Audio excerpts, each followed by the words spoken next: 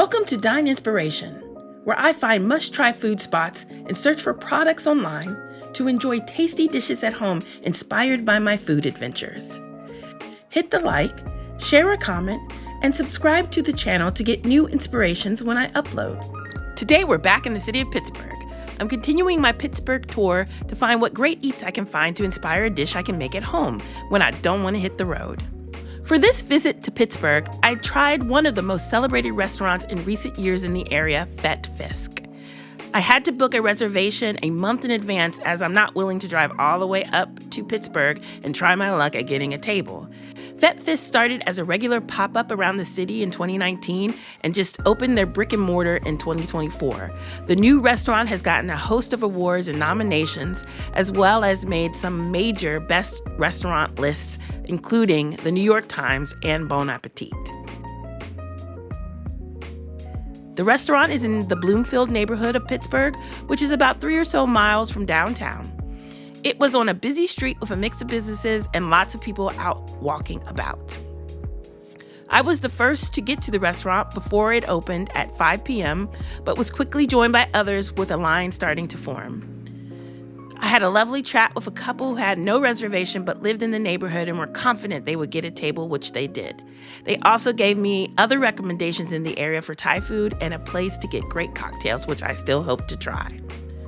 Fet-Fisk means fat fish in Swedish, and the restaurant features Scandinavian-influenced cuisine sourced with local produce. The menu changes frequently, so it keeps up with what is seasonal. I haven't immersed myself in Scandinavian food, but it brings to mind smoke, earthiness, and clean ocean-type flavors.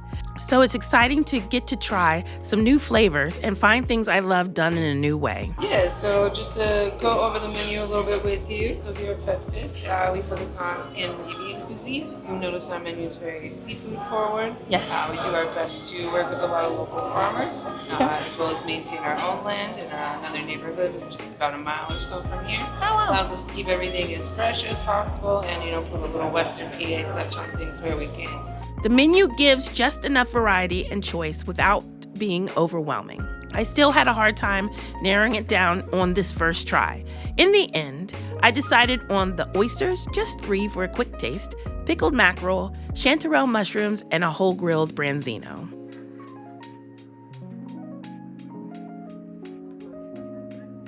Yeah. Did you have a chance to look at the drink menu? I did. I was looking at the...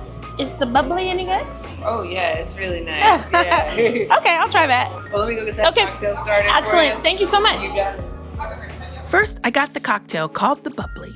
It had rye whiskey, red wine syrup, cherry vermouth, lemon, and cola. I enjoyed the cocktail. It tasted like a slightly sweeter version of a Manhattan.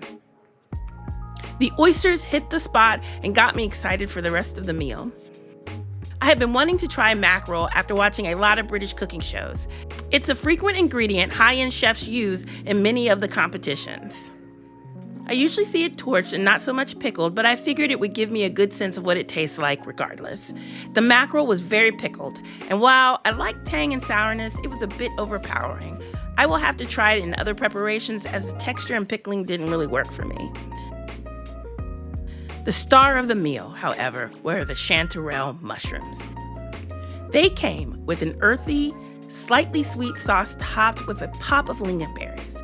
The dish had a delicious balance between the mushrooms and the sauce with the dill and tart berry. There was a taste I couldn't place, but it made me want to keep eating more. Finally, the grilled branzino arrived. I love branzino and I often grill smaller ones at home myself. The fish was delicate and flaky, but the thing that set this apart and took it to another level was the dulse butter. I would love to make this and slather it on everything. It had such umami, saltiness, and silkiness. I would definitely come to Fet-Fisk again and try more dishes that look interesting and tasty. It has a great atmosphere and the waitstaff was welcoming and friendly. A shout out to my server who was patient with me as I tried to figure out my camera. It was clear they were used to people like me coming to do reviews and were happy to accommodate. I definitely found some new flavor combinations to explore and incorporate into my dishes at home. The one dish that stood out to me to try to replicate was the Chanterelle Mushroom Dish. I started researching chanterelle mushroom recipes, but nothing looked similar. Luckily, I went to FetFisk Instagram and found the exact dish, and they have the ingredients and some directions on how to prepare. Challenge accepted. So I found and ordered all the ingredients that I didn't already have, namely the chanterelle mushrooms and the malted barley. I found a site to order the mushrooms, and I ordered a batch of chanterelles, which is a type of chanterelles, and a bag of regular and mixed chanterelles. I had to wait for these and didn't get an actual date for shipment for a while. I started to think it was some sort of chanterelle scam. But then, one day, I got notification that they were on their way. I was concerned how fast they would arrive, as I didn't want my precious mushrooms to go bad. Meanwhile, I researched the malt barley, but I decided I would try malted barley syrup. I got it on Amazon, and luckily it came unbroken. I took a taste, and it was sweet, but with bitter notes. I could tell this was the unfamiliar flavor I had detected in the restaurant's dish. I was ready to get experimenting.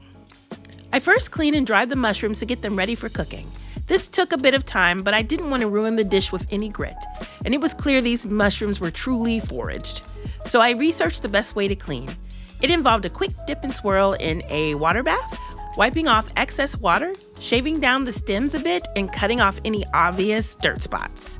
After cleaning, I just laid them out to dry until I was ready to use them. I decided to use red huckleberries instead of lingonberries, as I figured they would have a similar taste and texture and play a similar role in the dish. I ordered these from Northwest Wild Foods. Incidentally, you can order lingonberries through them as well. My favorite being regular huckleberries with the bluish purple, and they look like small blueberries, but they are way more tart. The red huckleberries are less sweet but are very tart, and I had them in my freezer. So I set them out to defrost. Next, I assembled the ingredients, as it should be a quick cooking dish. I gathered butter, barley syrup, cream, white wine, and huckleberries. I cut down the mushrooms to get them to be a more similar shape for more consistent cooking. Next, I heated the saucepan and added butter. Then, added mushrooms and sauteed them until tender. Now, this is my first time making these mushrooms, so I'm just guessing how long to cook them by look and feel. They seem quite meaty, so hopefully I don't make the mistake of overcooking. I let them saute about 3 to 5 minutes until they seem to have cooked down a bit. I then add the wine. I raise the heat a bit to better reduce the wine and cook off some of the alcohol.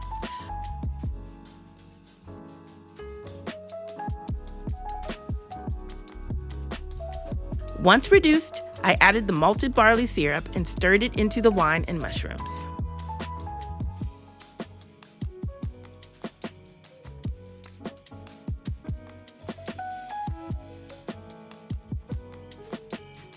Next goes in the honey. Now I had regular honey, but I had this hot honey that I bought a bit ago and never used.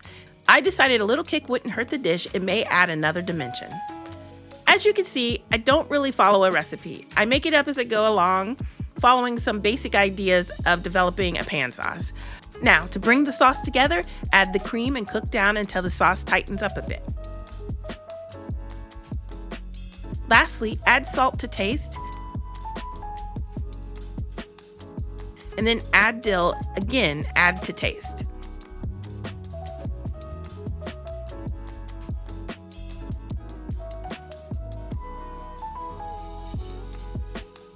Finally, turn off the heat and add the berries. Mix, and now you're ready to taste and plate.